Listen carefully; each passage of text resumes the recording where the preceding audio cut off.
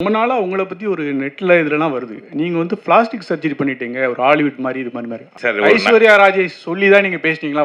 Busy artist ஆயிட்டான். தெரியல. Actually இந்த படம் தான் ஆரம்பிச்சோம். அதுக்கப்புறம் பெருசுல வந்துட்டு 2 பேரும் பயங்கர Thank you so much, sir. The floor is now open for a quick Q&A. அண்ணா அண்ணா வந்து தம்பி இருக்கிற படத்துலலாம் நான் இருப்பேன்னு அடம் பிடிக்கிறாரா இல்லை நீங்கள் அண்ணனை போடுங்கன்னு கேட்குறீங்களா? ஏன்னா அவரும் இன்னைக்கு ஒரு பெரிய ஆமாம் ஒரு பிஸி ஆர்டிஸ்ட் ஆயிட்டான். தெரியல. ஆக்சுவலி இந்த படம் தான் ஆரம்பித்தோம். அதுக்கப்புறம் பெருசில் வந்துட்டு 2 பேரும் பயங்கர ஈக்குவலாக. இப்போ அவன் தான் டெய்லி வந்து இனோவா வரும். கன்ஃபியூஸ் ஆகுது. இப்போது முந்தி கன்ஃபியூஸ் ஆகிட்டு இருந்துச்சு. இப்போ கன்ஃபார்மாக அவனுக்கு தான் வருது இனோவா. ஸோ அவன் தான் பிஸி ஆர்டிஸ்ட்டு. நான் எதுவும் ரெக்கமெண்ட் பண்ணுறதில்ல சார். அவங்களா தான் கேட்குறாங்க அண்ணனை கொஞ்சம் கேளுங்க அப்படின்ட்டு. நான் தான் கொஞ்சம் இந்த ரெமின்ரேஷன் சைட்லலாம் கொஞ்சம் கம்மி பண்ணி பேசிகிட்டு இருக்கேன் அவங்க கூட. அது மாதிரி ஜான் விஜய் சார் சொன்ன மாதிரி நீங்கள் ஜான் விஜய் சார்லாம் இருந்தாங்கன்னா இந்த ரூபா காயினை கீழே போட்டு பசங்களை பார்க்க சொல்கிறது டபுள் மீனிங் இதெல்லாம் இல்லைன்னா எங்களை மாதிரி ரசிகர்களுக்கு ஏமாற்றம் ஆகிடாது. அது இல்லையே, நான் அந்த மாதிரி எதுவும் பண்ணதில்லை. சரி சார், நெக்ஸ்ட்டு இதுக்காக அடுத்து சரி இப்போ ஏதாவது ஒன்று சொல்லுங்கள். இந்த ₹1 காயின் இல்லை, இப்போ யாருமே ₹1 காயின்லாம் யூஸ் பண்ணுறதில்லண்ணே. எல்லாம் ஜிபே, அதனால் பிரச்சனை கிடையாது எங்களுக்கு. சார் டேரக்டர் சார், நீங்கள் கே ராஜேஸ்வர் அவர் அவ்வளோ பெரிய டேரக்டரு. அமரன் ஒரு படம் போதும் சாருக்கு, ஆனால் பல படங்கள் பண்ணியிருக்காரு. ஆனால் உங்களுக்கு எதுக்கு ஒரு துணை, ஏன் சிங்கிளாக பண்ணல? இல்லை சார், ரெட்டை இயக்குனர் என்ன கான்செப்ட்? ஆமாம், ஆக்சுவலி என்னோட பெரியமா பையன் தான், என்னோட தம்பி தான் அவர். நான் வந்துட்டு ஒரு 8 வருஷமாக 10 வருஷமாக அட்வர்டைஸ்மெண்ட்ஸ் பண்ணிருக்கேன். அந்த ஆடு காலத்துலேருந்தே 2 பேரும் ஒன்றா தான் பண்ணிருக்கோம். ஸோ அப்போதுலேருந்தே நாங்கள் ஒன்றா அப்படியே இது பண்ணதுனால தான். ஆமாம், விட்டு கொடுக்கூடாது. Correct sir. ஆமாம், மேபி ஒரு நாளைக்கு நான் வேணால் தனியாக பண்ணலாம், அவர் தனியாக பண்ணலாம். பட் இப்போதைக்கு ஒன்றா தான் பயணிக்கிறோம். ஜான் விஜய் சார் நீங்கள் வரும்போதே கண்டென்ட் கொடுக்க போகிறேன் அப்படின்னு சொல்லிட்டு வந்தீங்க.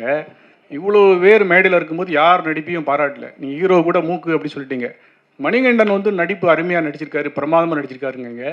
ஐஸ்வர்யா ராஜேஷ் சொல்லி தான் நீங்கள் பேசினீங்களா? வரும்போதே ஃபோன் பண்ணி என் தம்பியை கலை அண்ணன் சொல்லுங்க அப்படின்னு. இல்லை சார், ஒரு நல்ல நடிகனுக்கு ஒரு நடிகனை பார்த்தா உடனே ஐடென்டிஃபை பண்ணுறது ஈஸியாக ஐடென்டிஃபை பண்ணிடலாம் சார். இல்லை, மூக்கை பற்றி பேசிட்டோன்னா நிறைய பேசலாம் சார். அதுக்கு வேறு கேள்வி கேட்டிங்கன்னா நான் பதில் சொல்லுவேன் சார். ஐஸ்வர்யா ராஜேஷும் வந்து எனக்கு ரொம்ப வருஷமாக தெரியும். அவங்கள வெரி ஹார்ட் ஒர்க்கிங் பர்சன்.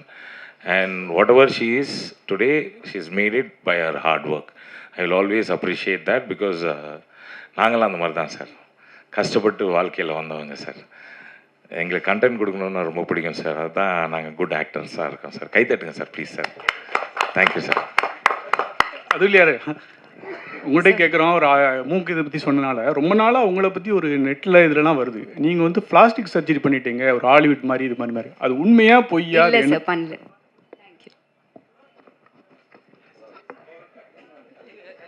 பண்ணல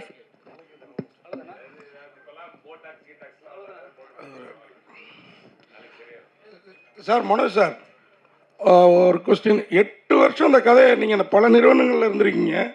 8 வருஷம் கழிச்சு இந்த ப்ரொடியூசரை டைரக்டருக்கு ரெஃபர் பண்ண காரணம்? ஒன்றும் இல்லைங்க. இது வந்து இந்த 8 வருஷம் எந்த ப்ரொடக்ஷன் கம்பெனி, எத்தனை ப்ரொடக்ஷன் கம்பெனி, இதை தூக்கி வச்சுருங்க.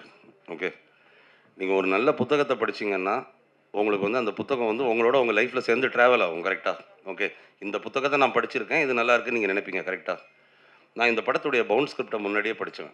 ஓகே, நான் வந்து என்னுடைய ஸ்டைல் என்னென்னா, நான் வந்து கதை கேட்டால் ஏனோ தானோன்னு கேட்கணுங்கிறதுக்காக கேட்க மாட்டேன். ஓகே, ஒரு கதை எனக்கு எடுபடலைன்னா கூட யாரோ ஒருத்தங்க நான் உங்களுக்கு கதை சொல்லியிருக்கேன்னு சொல்லும்போது இந்த கதையை இதைத்தானே சொன்னீங்கன்னு ஏதோ எனக்கு வந்து அது கோர்வையாக சொல்ல எனக்கு வந்து தெரியும். ஓகே, இந்த கதை என்னுடைய மனசில் வந்து நல்லாவே பதிஞ்சிருந்துச்சு. இது எப்போ இது வந்து படமாக எடுக்கப்பட்டாலும் அந்த காலகட்டத்துக்கு ஏற்ப ஓகே அது வந்து கரெக்டாக இருக்கும் அப்படிங்கிற நம்பிக்கை எனக்கு இருந்துச்சு.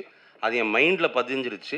நான் வந்து ஒரு புது கம்பெனியில் இது பண்ணுறேன். என்னுடைய ப்ரொடியூசர் என்ன கேட்பார், ஓகே சரி ரைட்டு, நீங்கள் வந்து இது வரைக்கும் உங்களுடைய எக்ஸ்பீரியன்ஸில் நீங்கள் வந்து கேட்ட கதைகளில் இது பண்ணதில் என்னெல்லாம் நல்லா இருக்குன்னு நீங்கள் வந்து ஃபீல் பண்ணுறீங்கன்னு சொல்லும்போது அதில் எனக்கு ஞாபகம் வந்த கதைகளில் இது ஒன்று.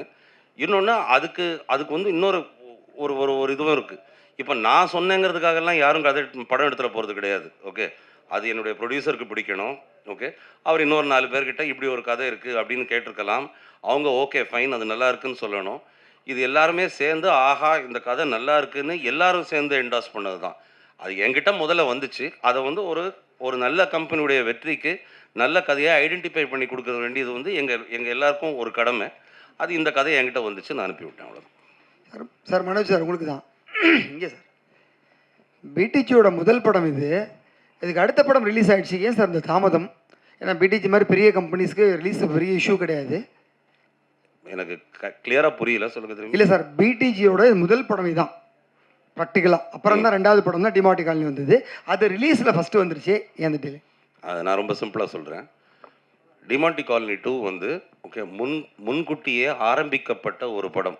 அது வேற ஒருத்தங்க ஆரம்பித்து அவங்க ப்ரொடியூஸ் பண்ணிக்கிட்டு இருந்த படம். அந்த படத்தை நாங்கள் வந்து டேக் ஓவர் பண்ணோம். ஓகே, அதுவும் ஹாஃப்வே த்ரூ அதை வந்து டேக் ஓவர் பண்ணோம்.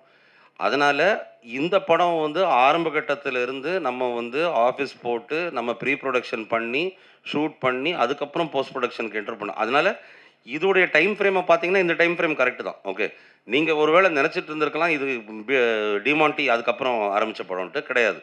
Demonte was already started by somebody else much before this movie.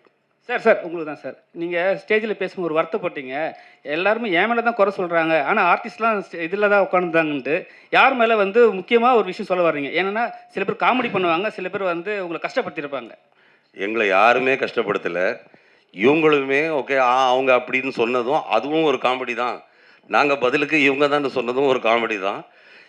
அதை நான் இன்னொன்று சொல்கிறேன். ஓகே, இதில் சார்ந்தவங்க எல்லாம் இங்கே வந்து உட்காந்துருக்கோம்ல, எங்களுக்குள்ள சீரியஸாக ஏதாவது நடக்கிறதுக்கு வாய்ப்பே கிடையாதுங்க. ஓகே, இவர்கிட்ட சீரியஸ் ஆக முடியாது, இவர் என்கிட்ட சீரியஸ் ஆக முடியாது. எல்லாருமே ரொம்ப க்ளோஸ் ஃப்ரெண்ட்ஸ். நாங்கள் வந்து என்ன பண்ணாலும் வேலைன்னு வரும்போது அது வேலையாக கரெக்டாக இருக்கும். ஃபன்னி இப்போ இவங்கெல்லாம் வந்து இப்போ வந்து ப்ரொடியூசரை மீட் பண்ணும்போதும் அது செட்டில் இருக்கும்போது ஒன்று, மற்ற நேரத்தில் பார்க்கும்போது இவங்க ப்ரொடியூசர் ஓகே எல்லாரும் பயங்கரமாக ஜெல்லாவாங்க, எல்லாரும் சேர்ந்து பயங்கரமாக ஜோக் அடித்து பேசிகிட்டு இருப்பாங்க. இந்த பட்டாளத்துடைய அட்வான்டேஜே அதுதான். ஓகே, ஒரு ஈகோ இல்லாத யாரையும் குறை சொல்லாத ஒரு கூட்டம். அது கடைசி வரைக்கும் அப்படியே இருக்கும். ஜான் சார், இதுக்கு நான் ஒன்று சொல்லிடுறேன் பிரதர்.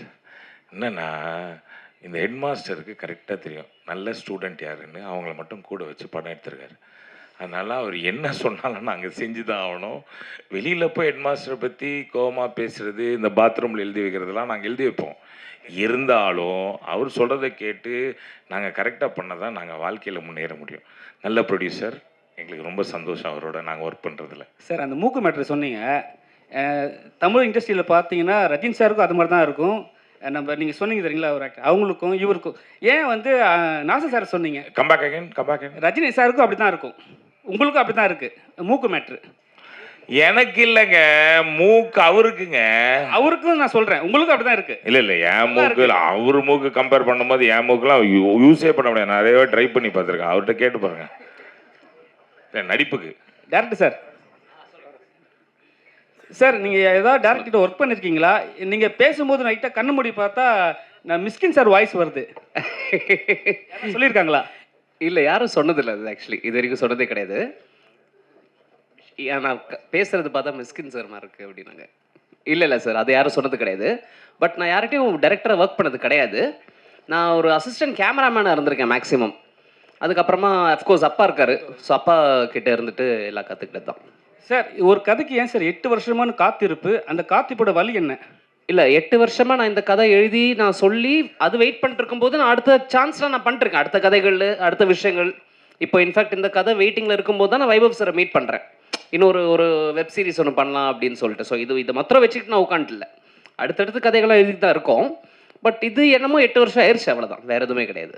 சார் டேரக்டர் சார் இங்கே பேங்க் ராபரிங்கிறது தமிழ் சினிமாவுக்கு புதுசு கிடையாது, வங்கி கொள்ளைங்கிறது கிடையாது. ஆமாம், அந்த படங்கள்லாம் இல்லாமல் இதில் என்ன டிஃப்ரெண்ட் பண்ணியிருக்கீங்க? என்னன்னா நம்மளோட படம் வந்துட்டு பேங்க் ராபரி வந்துட்டு இப்போ போகிறோம் ஒரு பேங்க் ராபரி, அந்த இடத்துல வந்துட்டு ஒரு ஸ்டாண்ட் அவுட் இருக்குது, போலீஸ் வராங்க, அந்த மாதிரி இல்லாமல் பேங்க் ராபரி பண்ணுறதுக்கு உண்டான ப்ராசஸ் தான் நம்ம படமே. ஸோ எடுத்தோடனே ஒரு பேங்க் ராபரி வந்தாச்சுப்பா பேங்க்கில் மாட்டிக்கிட்டாங்கன்ற மாதிரிலாம் கிடையாது. அந்த ப்ராசஸ் தான் படமே. அண்ட் அதை வந்துட்டு நீங்கள் படம் பார்த்தீங்கன்னா உங்களுக்கு தெரியும், அந்த மெயினாக இருக்கக்கூடிய 4 கேரக்டர்ஸ்க்கு உண்டான அவங்களுடைய ஃப்ளாஸ் இருக்கும். அதெல்லாம் நீங்கள் ட்ரெய்லர்லாம் நீங்கள் பார்க்கும்போது உங்களுக்கு ஒரு ஐடியா கிடைக்கும் அதில் நீங்கள் பார்த்தீங்கன்னா.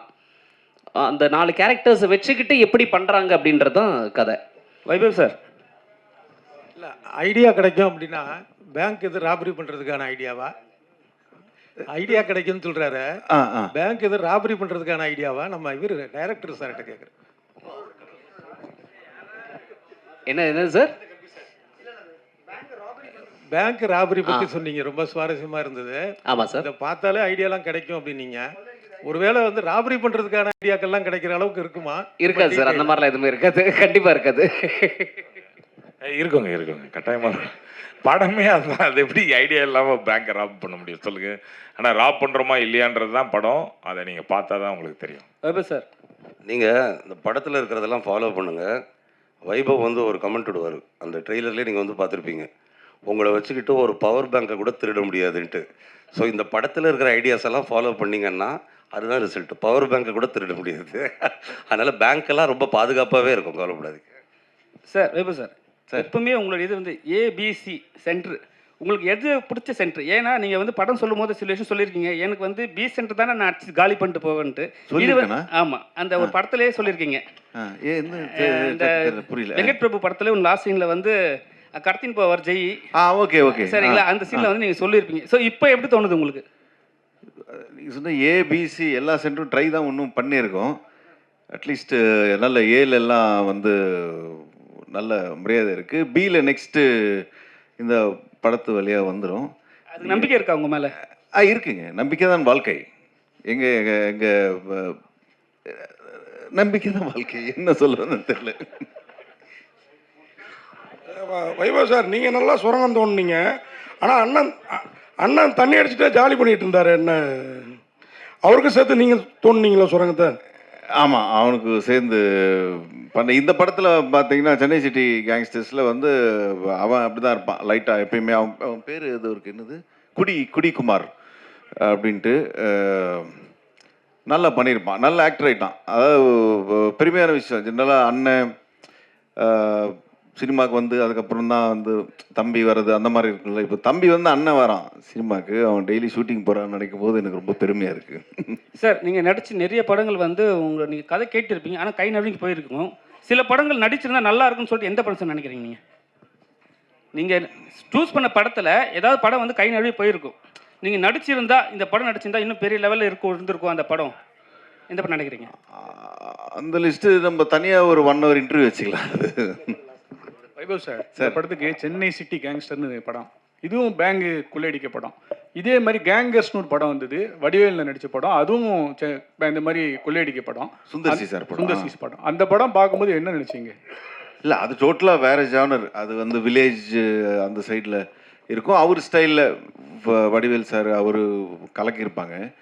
இது எல்லாரும் சேர்ந்து ஒரு சிட்டியில் ஒரு சின்ன ராபரின்றது டோட்டலாக அது வேறு, இது வேறு ஜானர்ஸ். நல்ல ஃபன் ஃபில்லாக இருக்கும் இந்த படம் Chennai city gangsters. Thank you so much. ரொம்ப நேரமாக சொல்லுங்கள். Okay, thank you.